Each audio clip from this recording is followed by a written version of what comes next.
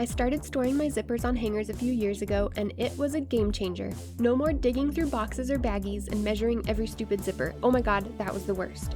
I need every person who sews to know about this because I don't want you to be going through the zipper hell that I used to go through. All you need is a metal wire hanger, ideally one that's a thick gauge wire, because these can get pretty heavy. Grab a fun scrap of fabric that can handle a little bit of weight.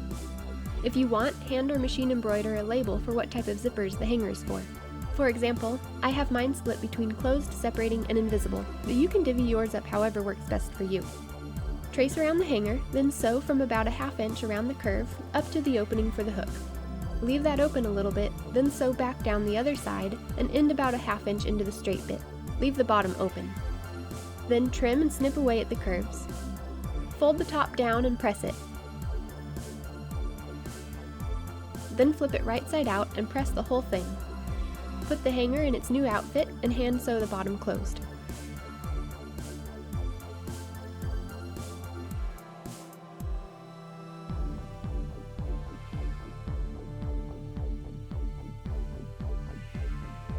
Now you can use safety pins to load it up with zippers.